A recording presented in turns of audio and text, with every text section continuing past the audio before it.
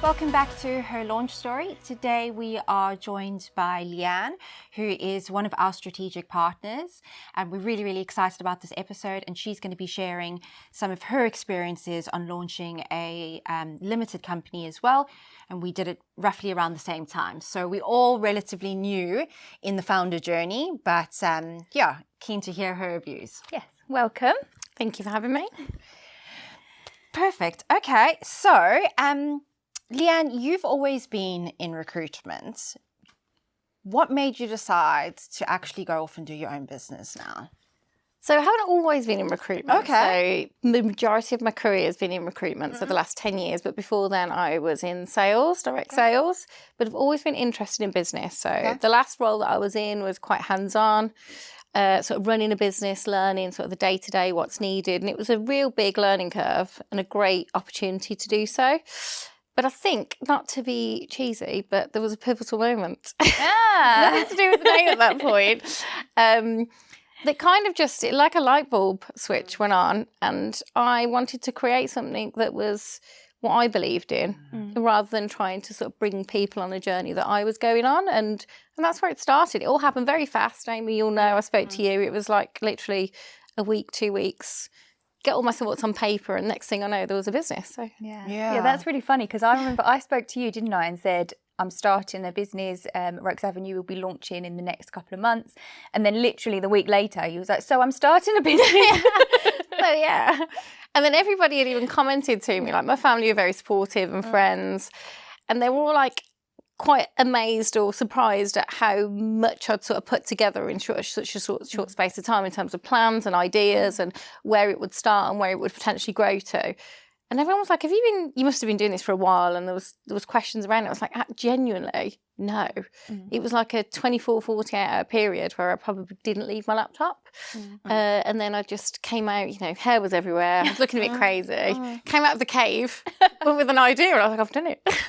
And that was that. Nice. I think it was, yours was quite similar, where it hadn't been in the works for a very long time. Me, I'd planned for like a year and a half, because that's just what I do. I'm a planner. But I think sometimes it's better if it's just done off that moment and not too much planning. I mean, obviously you need to plan, but you don't become like obsessive about things. Or I think I've been asked this question loads before, sort of progress over perfection is a big thing for me, because if I was to plan like you've had, I don't think I'd ever start it. So it was almost, I've just got to do it, and I'll figure out some of the bumps along the way and accept that I wasn't going to get it right all the time. So I kind of made that exception day 3 and then and then went from there. I think it's slightly different as well, though, because you and I were in similar positions where we were running either a division or part of a business. So we already knew what we didn't like about how other people ran their businesses, whereas you'd never been in that position. So everything was brand new, and you had to come up with your entire business plan. Definitely, 100%. I think there were also, because of my career and I've worked alongside C-suite individuals, there were definitely things at the boardroom table that I was like, I'd never do that. Fair enough. Like, that's not for me. But yes, you are very right, where you both have come from, you in the consultancy, you also running a portion of a company where I had not had that experience. So I was going in blind, like completely blind, and overthought everything. Yeah. So the interesting thing about recruitment is that you've effectively got 2 audiences, because you have to support candidates and you also have to support employers as well.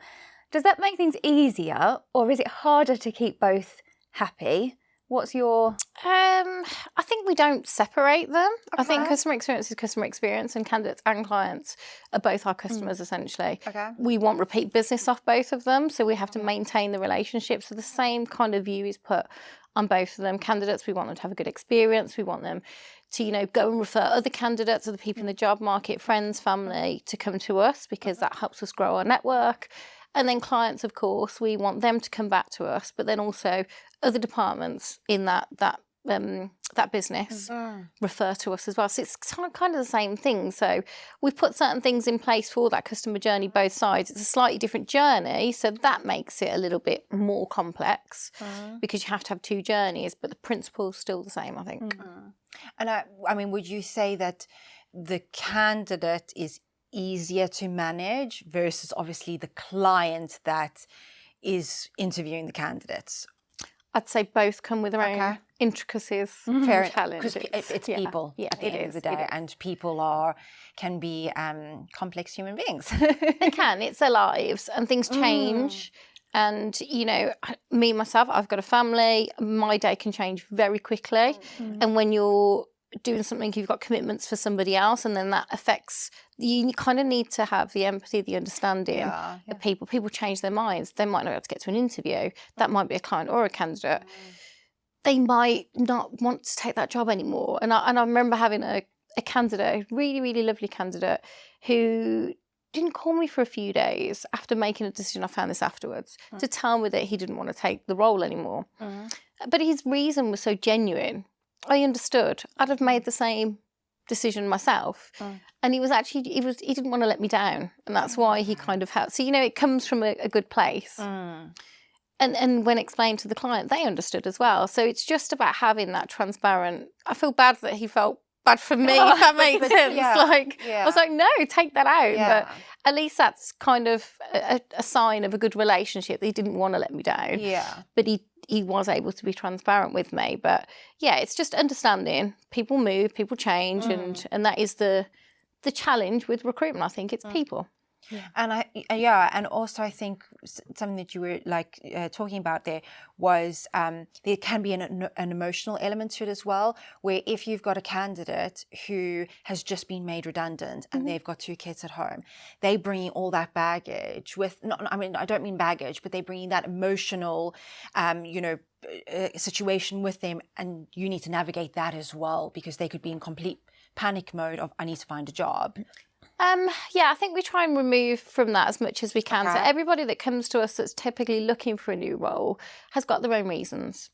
And it will affect them in one way or another, whether it's a reason because of redundancy or whether it's because, you know, they're not happy anymore and it might be affecting them from a mental health perspective. Everyone's got their reasons and drivers to want to move. So it's good we understand that. So we understand how genuine people's drivers are and we support.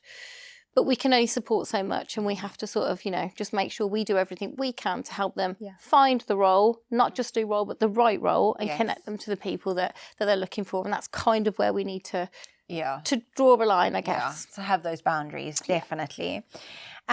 Throughout this journey for you, what would you say is been the most part that you've enjoyed the most? I think it's been doing this with a team. Okay.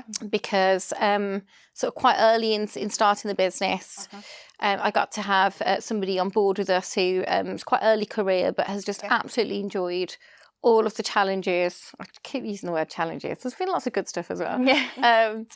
But yeah, the fun stuff as well, and being involved in lots of all the different elements of building a business. And then we've had somebody else join towards the back end of last year as well. And again, just as a team, everything seems to be easier. You enjoy all the good bits together, and you can sit down and look at the challenges together and go, right, what do we do here? More ideas, and just sharing that. I think that's probably the thing I've enjoyed the most. Okay, so really growing together and leaning on your team to support. Okay, I like that. It's very rare that if you're early in your career, you get that sense of exposure. So those 2 people that work for you that are getting access to that stuff, that is so valuable for them as they go through their career. It's opened, because of having that team to lean on and bouncing ideas off as well. We've explored loads of different areas. We got the charity partner quite early, and we got a sense of purpose of, we're going to do some of these things here to be able to support someone else, an external community. That was really empowering for us. And then we've done things with events, we've done things with other partners, and we've widened what a typical recruitment type business would be. We're working with strategic partners and things like that, and getting that exposure to how you can work differently, how you can work collaboratively, and how you can approach the market and the customer differently. So I think all of that has been great. I don't think I would have maybe as gone to the stretched as what I have done without the team being there. So I think doing it with everyone, Okay. Yeah. And we talked about that before, didn't we? That yes, you're the founder, but you don't have to do it all yourself. It takes people around you as well. There's support out there, and you don't have to feel like this is all on my shoulders. Ultimately, you are accountable. Yes. Unfortunately, but you can use your network, and you can use the people around you. And lean on the people around you. And I mean, also having alternative or being creative in how you scale your business, because not everyone needs to be a full-time person. You can use apprenticeships. You can, explore other options. So I think, utilizing that team, I mean, that's definitely, where I'm at the moment, where I'm now thinking about my next phase in growth and what I want to do. Because I think I need to lighten the load a little bit so I can focus more on the clients. Yeah. What would you say has been the biggest learning curve for you throughout this? Biggest learning curve, people don't pay on time. That's a big one. I think obviously you go into this with a very positive mindset, and you can set out terms and things like that, but business is business, and other people's priorities are not necessarily the same as yours. But I think I've realised how important it is for a startup business or a small business to be able to function and operate day to day with a slight bit of movement. Can hurt quite a bit, not the same as sort of potentially a big business. So that is one big learning curve of just realising the impact and the danger, I think. And I think the boundaries.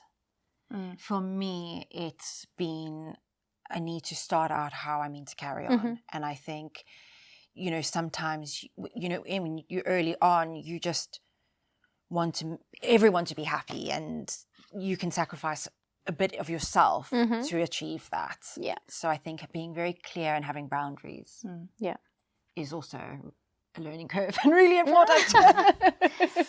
I mean, mine is probably the same as yours, Leanne, in terms of clients paying and stuff.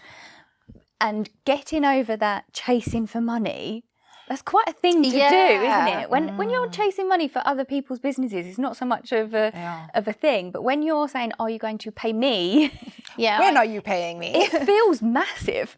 I had to get over a big, I feel guilty, I feel bad. Yeah. Yes. But then I had to talk to myself, why am I feeling bad? I've done the work, we've got agreed payment terms. It shouldn't be me that's feeling bad, but I had to get past. Be embarrassed that you're not paying me, actually. And then at what point do you chase? How many days is too late? I spent a lot of time with ChatGPT just trying to work this out. I love ChatGPT. We've gone back and forth several nights just trying to... Are you sure that's right, Chat? You want me to chase it after 24 hours? Are you sure? What do others say? No, it is. I think those are parts that I've also got to learn along the way. I mean, I rely a lot on my husband. So, I mean, even this morning I went to him and I felt a level of guilt by recording the podcast. I was like, I'm taking hours out of work. And he's like, you've got to stop thinking like that. Yeah. This is helping your business. This is a creative space for you. This is something that you're getting a lot of enjoyment out of. You shouldn't feel guilty about it. So, definitely relying on the husband to bring me down to planet Earth in my thoughts. Yes. Yeah, the VA house is still going to be there in 2 hours' time. Exactly. And it's okay. I'm allowed to do this. Yeah. But it's that mental shift of being full-time employed to now running your own ship.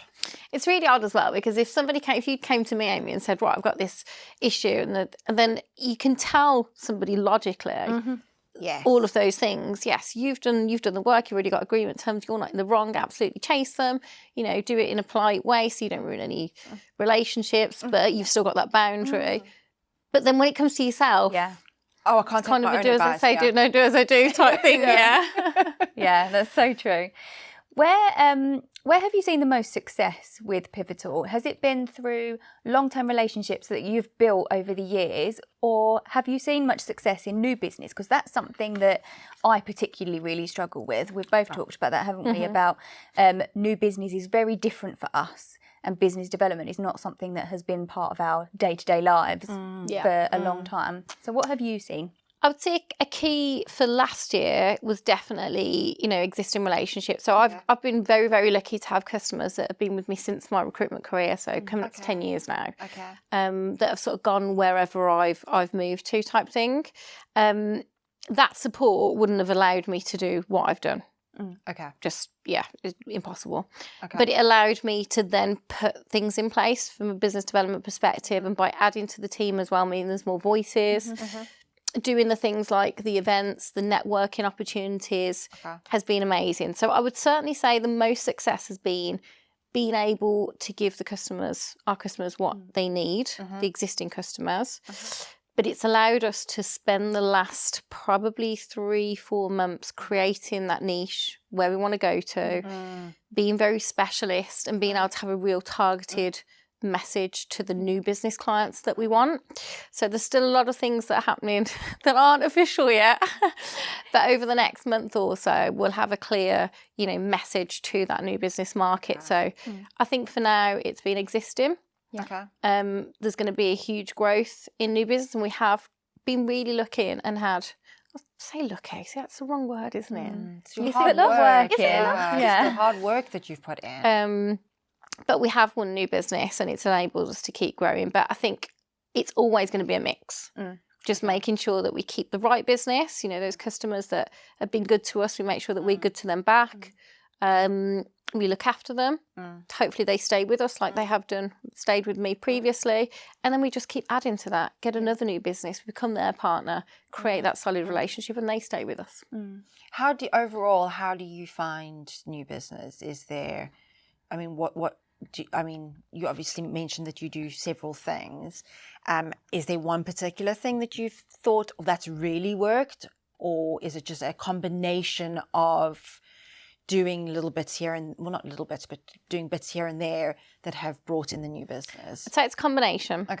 So I realised quite quickly, so the old role that I was in before, so the previous business that I worked, I was an advocate of getting sort of, people out there, networking, being a face in the region in their specialist sector. I didn't necessarily, I kind of stepped away from it myself a little bit. And starting this business made me realise that I have to be out there. And it may not win business straight away, but when people think about, they need some kind of resource that we can help with, it'd be us at the front of mind, not somebody that maybe made a call 3 months ago. So we've increased going to networking events using things like the chambers. We did our own networking events. So we did, some wine tasting events and things like that, and brought potential prospective new clients that were in the region. We've done some specific networking events and teamed up with other businesses in the region as well to do those. I'm trying to think what else we've done. We do a lot of go-to-market. We do a lot on social media, just all trying to attract that audience. Yeah. That's actually one of the questions. It is. We'll come back to that. Okay, perfect. Because I do want to just pick up on something that you mentioned right at the beginning about that progress, not perfection thing. Because you just said there that your existing relationships helped you get to where you are now, and now you're really able to define what market you want to be supporting and how you want to position yourselves and stuff. And I think that's really important, because you don't have to have all the answers right at the beginning. And that's a perfect example of you're progressing, and now you can define it once you're able to and once the situation allows, rather than trying to iron everything out right from the beginning. I think this week has been it's been a shift for me this week in terms of where the business is going. And it's almost like I started with this idea, but I didn't quite have the focus on it, but I knew it was going somewhere, but I didn't really know where the end point was. And it's only this week that I've thought, that's why I did that, and that's why I did this, and now it all makes sense. So it's almost like I had a gut and I trusted my intuition. And there was obviously, business reasons behind it. It wasn't just, let's see. Sure. There was an idea there, and there was a business rationale behind it. But then as I've got closer and closer and worked on that and just kept the business going with, what we had already, those established relationships, it's enabled me then to focus and then really create a clear path then. And that's taken a year, so...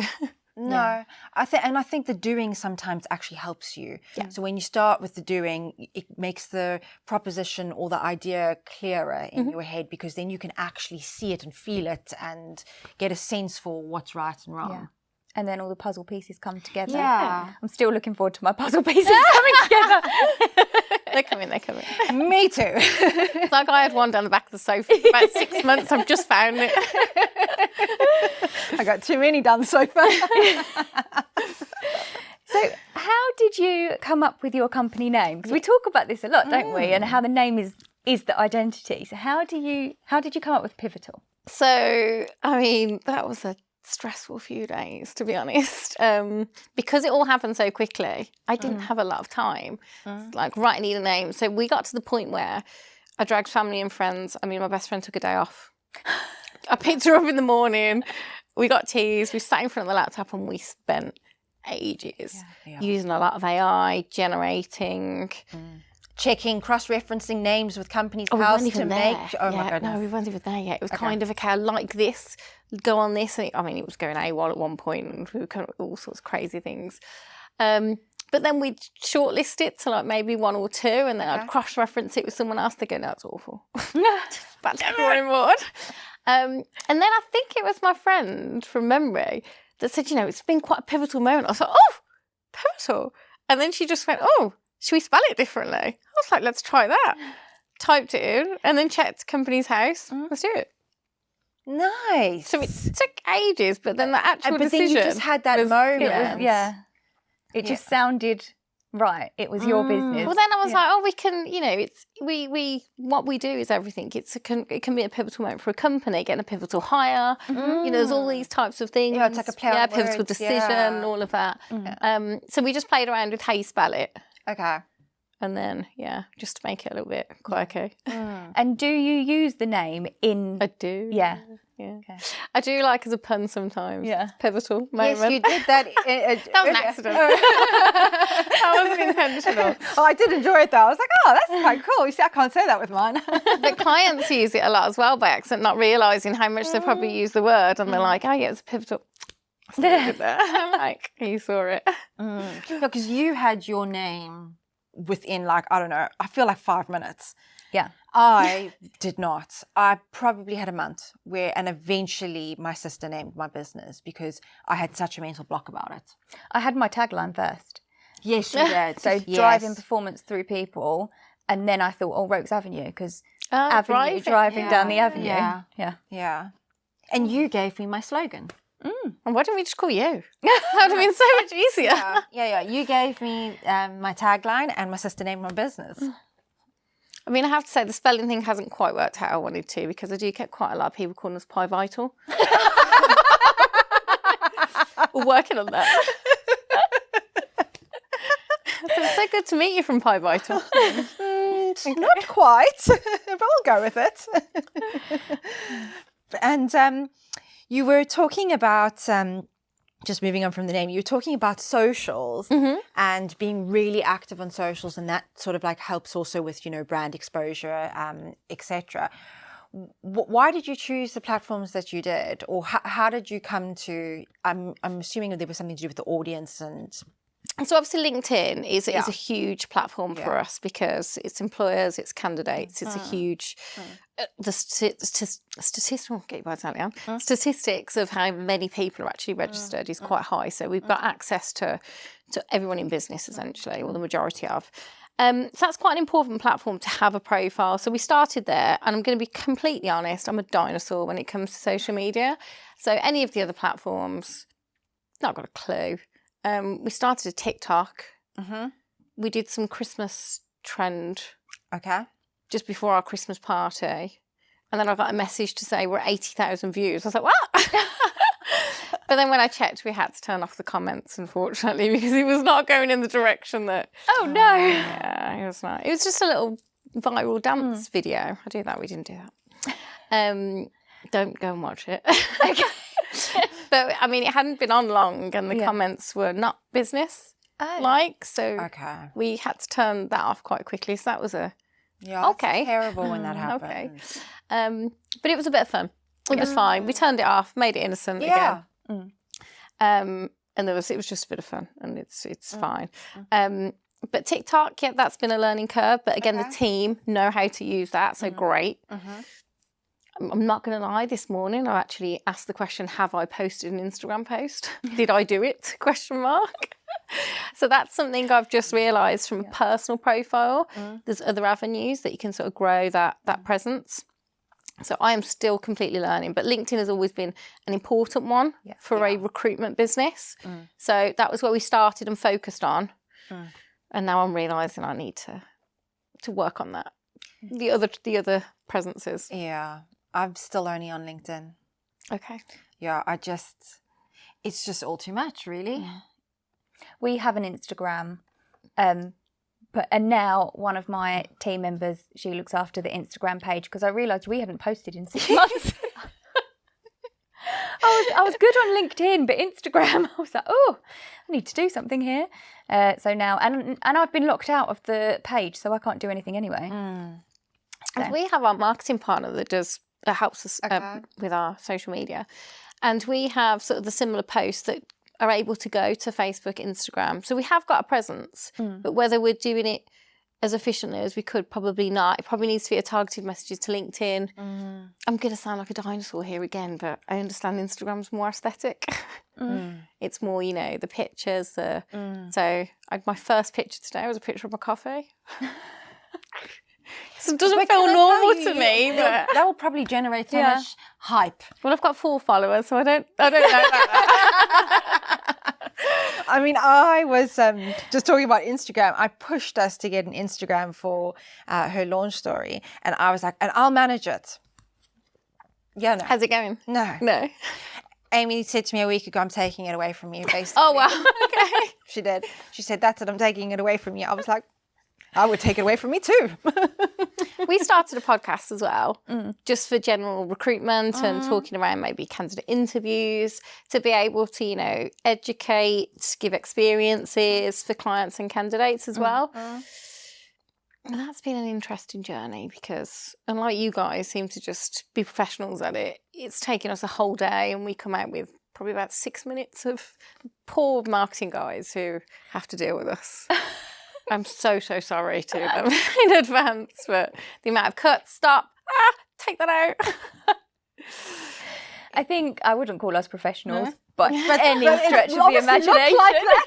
But they're really good. Like that feedback. I'll take that. Okay, so a little bit more about the business aspect so we obviously work on retainer-based clients, but you would work on project-based, with recruitment. How do you manage that? Because that must be quite stressful because it's not every month how much is coming in. So you're constantly looking for new business, and that is a job in itself. Yes and no. So obviously in recruitment, we do work on retainers as well. Okay. So it's a mix of business, I would say. Some companies are just pure retainer. Some companies are pure contingent. We, as I said, we've been lucky enough to have some really good relationships that we started the business with. So we have levels of exclusivity. We can, manage the pipeline and be able to forecast and know, what processes we have. And it's all about that pipeline. Yeah. So it's not about a pipeline for that month. It's about the pipeline for in a few months' time. Yeah. What are we working on next? What are we working on further down the line? So yes, it comes with challenges because it's one-off business. Things can change very quickly. Taps can be turned off. People can stop a hiring process during. I'm sure you've all experienced. Okay, you all heard of hiring's been stopped across the business because of budgets maybe. It could be something internally has happened. You could get to the end of a process with contingent and the candidate changes their mind. So, all of a sudden you're back to square one and 2 months work down the line. Yeah. But I think the key to that is just controlling every single part of the process that you can and being aware of those where it can go wrong and having something in place to cover that. So the more into your processes you are, the more you understand what's happening with the client, the more you understand what's happening with the candidate, the more you understand the danger zones and you can navigate past them. I think I would really struggle because that's the equivalent of, in the recruitment industry to me, is like me doing a project alongside another HR consultant and then paying the one that does it the best. Yeah. I think I must be a glutton for punishment because I'm seeing anything and I love it. Okay. Do you think it gives you some form of like an adrenaline? Am I an adrenaline drinker? Have I just discovered this? Well, I don't know. We just heard before we started recording your skydive. Yes. Again. Yes. So maybe. But no, I think in the cases where we have worked sort of contingent and against another agencies, normally when it's an opportunity to get a new business, they don't know us, they don't know who we are, they give us an opportunity, maybe they already spoke to a recruiter, so on this instance, you know, let's see what you've got type thing. Yeah. I like that. Let me prove myself. Okay. You know, I'll do a good job, but there has to be some kind of, it has to be a two-way street. Yeah. So I would never engage into, you know, into a recruitment process if it's all one-way traffic, for example. If I think I've got commitment and there's a process and I've got some commitment from them, you know, if I do this, this and this, they'll do this, this and this, and we've got an agreement, then yes, okay, let me prove myself, let me show you what we can do. And then the idea is the next step though, no, we will work exclusive, we'll work on a retained basis because you've got that proof of success and we've got that relationship and we've got that trust then. But I do understand that doesn't come straight away. If a supplier came to me and said, right, give me everything, but I'm not giving you nothing, yeah, I would probably say no. Yeah, and actually, that is similar to what I do in a sense because I had a client that I'd worked with years ago contact me out of the blue last year, and they just had a quick question. It was one of their employees was going on maternity leave, and she wanted some advice on just to check the maternity letter and stuff. It was literally probably an hour of my time on the phone and then writing the letter. And she said to me, "Oh, you know, you bill me for it. This is my email address." And I thought, no, that's fine. I said, I will do it. It's not a problem because I know that she'll remember that. And then, and she already said to me on the call, you know, I'm growing and I will need a retainer at some point. And I just thought, there's nothing wrong with giving a little bit. Yeah. To demonstrate. But that's the commerciality piece as well. Having a commercial outlook on it. And I mean, actually, in this particular situation, she's come back. So that paid off in the long run. Yeah, I learned quite quickly how to say no to business. Okay. Early on in my career. So to know when, talked about boundaries earlier, to know when it's not going to work, or if you know, if someone's not giving you as much as you want to give them. I understand around the trust and building a relationship, but it has to be a two-way street. And if it's not, if one side's getting more than the other potentially, then it's never going to work. It's going to fall down at some point. So I'm quite happy to say no to the right business. The wrong business, not the right business. I say yes to the right business. Yeah. But I know exactly what you mean. Okay, yeah. I think I could agree with that. I think I've had discovery calls where I've thought, we're just not going to align. And that's completely okay because I'm not going to be the right fit for you and you're not going to be the right fit for me. But I think it can also be quite tough in the beginning because in that particular situation, I was like, are you being stupid, Kelsey, to turn down business? Like, you're still so early on. Why would you do that? But I'm glad I did because I knew it was right. So it's just trusting your gut. The true cost of taking on bad business would would outweigh, you know, what you would bring into the bank from a revenue perspective. It's going to be the headache, the stress, the extra work, the potential effect to mental health, and all of that. It's not going to be worth it. So. Yeah, definitely. And if you've had this, what's one piece of advice that you've received that you've thought that's really helped me along this journey? Okay, it's a hard question because I've had lots of advice. Okay. Lots of important bits of advice. I think probably the most recent advice, because it's right there at the front of my mind at the moment. So quite recently I've had typical business challenges, finding things hard on the journey and sitting there thinking, is it me? Am I doing something wrong? And I had a long conversation with a long-standing mentor of mine who's been with my sort of career journey for around 8 years now, so, and quite experienced in the business world. And he kind of pointed out to me that when people start businesses or, you know, start something from scratch, usually they take risks to be able to pursue an opportunity, but those risks come at a price at some point, whether it be time, whether it be finances, in my case, complete energy drain. I'm exhausted all the time. There's my price. But it kind of shifted my mindset a little bit to just be okay with not being at ease. Okay. And maybe to understand that decisions come at a price. And so therefore just, accept it, and made me think a little bit that feeling challenged and feeling that things are hard isn't failure. Yeah. Progress. That's good. I like that. Yeah. Because it's I think we're all feeling exhausted. Yeah. I'm exhausted. I'm exhausted all the time. I mean, on the drive here, I was like, I just don't think I'm ever going to get a holiday again. And then I worked out some maths, and then I was just like, oh, shouldn't have done that. Why did I do that? Type thing. Yeah. Yeah. So it's... What's one thing you wish you'd known before launching the business? I'm going to flip that question. Okay.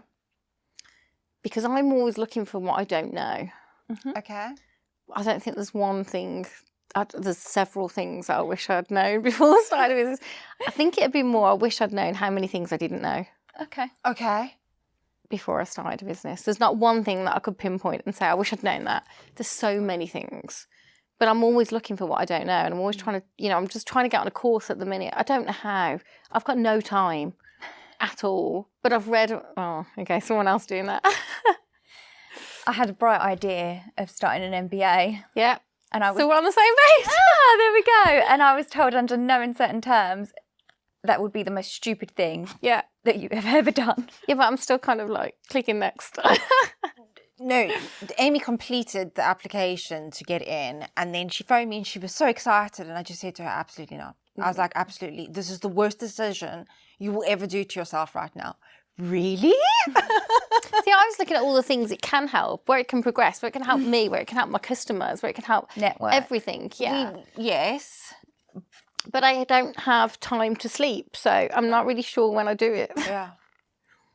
And I also think you can overstimulate yourself, put too much on your plate, and then everything can come crumbling down because you can have a burnout. So stimulation is my life. So that was my only thing for Amy, where I was just like, I'm not saying it's a terrible idea. I'm just saying right now, we've spoken about how much you've got going on, the growth plans that you have, every direction that you're going right now. Physically, you just don't have the time to do it. Yeah. And also the way your brain works, that would stress you out even more if you commit to something and then you can't. Amy's looking at me like, I'm on your page. You're talking, but she's looking at me like, we're going to do this. Yeah. She doesn't know what she's talking about. I'm not listening. You just said something quite interesting about the what you wish you'd known is all the things you didn't know. Yeah. And this is, I guess, a question for all of us. Do we think that when someone, and if we experience this, starts a business, we think we know more than we actually do? 100%. Yeah, I think so. Yeah. Well, I think 50-50. I think I wasn't completely naive about the process, but then I think, maybe actually. I 100% thought, I've got this. I thought I knew enough, right? Let's put it that way. Yeah. I thought I knew enough, and then every day I learned something new. Yes. Wow, I didn't know that. Wow, I didn't know that. It's terminology. Me and ChatGPT have Shit, I been didn't through think a about lot, that. Yeah, okay, that's a good way of putting it. Yeah, and I think if anybody does start a business from scratch who's never done it before and thinks that they do know everything, that maybe, they're in for a bit of a surprise. Yeah. I knew enough of running a business, Yes. but the actual start to established was a bit sketchy. A bit like, what? Sketchy. What's this over here? We talk, in the last episode, we talked a lot about outsourcing because obviously all of us, technically, companies are outsourcing the skills to us. So if you could outsource any part of your job forever, Easy one. what would it be? Accountancy. Yeah. So I did a networking event before Christmas, and I remember, I think there was an accountancy company there as a client, and there was a group and they were talking, and there was a couple of like early stage business owners that just said, don't know what that is, not interested, shipped it out. And I kind of said, well, I do it myself. And they were like, what? Why? And I was like, because I need to learn. I need to understand. So So you do your own books? only to now, right? That's getting outsourced, believe me. Okay. But up until this point, yes, I've been doing it myself. I got the software to do it. I taught myself the terminology, the payroll, and it's been hard work. But I'd rather have the knowledge and understand, and then subcontract it out, but know what's happening. To be fair, Okay. actually, Yeah. so I've had an accountant since day one. I knew 100% numbers is not my thing. I need someone else to tell me what's what. And the thought of doing something wrong terrifies me. Yeah, with finances, oh goodness, yeah. Yeah. But it was only when my last VAT return came around and I was trying to piece together all of the information that the accountant needed, I suddenly realised I really should have visibility of this stuff. So I spent 4 days, but like consistently 4 days, got zero, and then I had to input every single transaction and every single invoice that I've received, that I've sent for the last 12 months to try and make some kind of sense of it. And now I feel much better. So it's still outsourced, the accountant still does it, but I can see it. Yeah. So what you've just done there is what I was doing daily, monthly, and then reconciling and doing all of that. So I think I've taught myself all the lessons I needed to. Fair enough. Pat myself on the back. Yeah. It's time to go now. Yeah. Wow. Yeah. Well done you. That's not... Yeah, I also outsourced. That was the one thing that I outsourced very, very quickly was that. But now I'm thinking, I mean, I did ask a lot of questions, but now I'm like, do I actually have enough visibility of everything that's going on? I don't want the visibility anymore. You've got the opposite. La la la la la. I don't care. Perfect. Okay. So I think we are done with the episode, but we're going to do quick round questions. Okay. You ready? So there's 5 questions. Okay. And just off the top of your head. Let's go. Okay. What is your guilty pleasure? Oh, biscuits.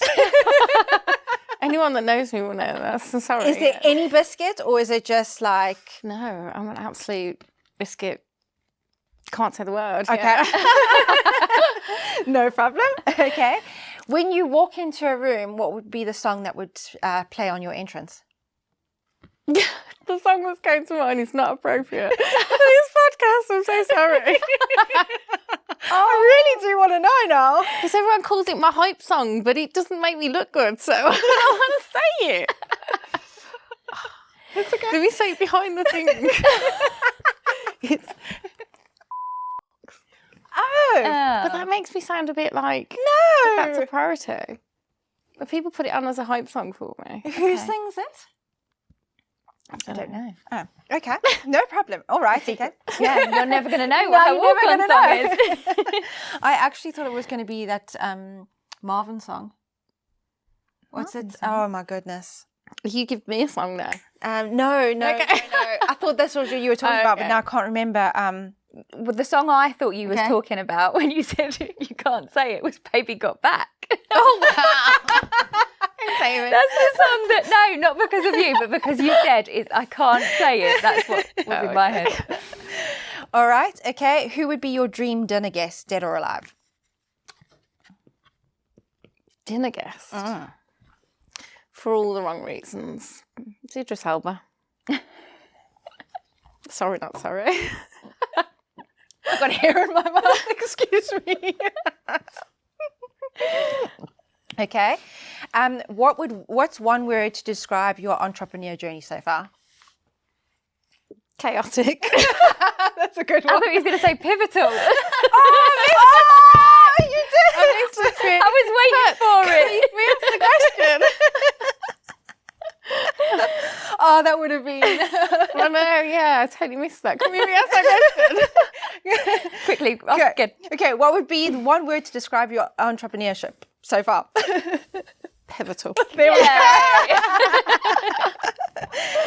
Okay, last question. Would you rather have a sing-off with Madonna or a dance-off with Beyonce? Sing off with Madonna. What would you? Dance. I can't sing. I also can't dance, so... And I'm not going up against Beyonce. Yeah, I mean, but they're both two very iconic people. Yeah. I think I'd also take dance-off because the singing would just be terrible. But anyway, okay, I think that's us for the episode. It is. So thank you so much for joining us, Thank you for Leanne. having me. It was really, really great to share your experiences and journey with everyone. And we will be back for episode, I don't even know. The next episode. The next we'll be back episode. So yes, thank you so much for joining in. And as always, please like, subscribe. And if you've got any questions, just drop them in the comments. All right then, thank you. Thank you.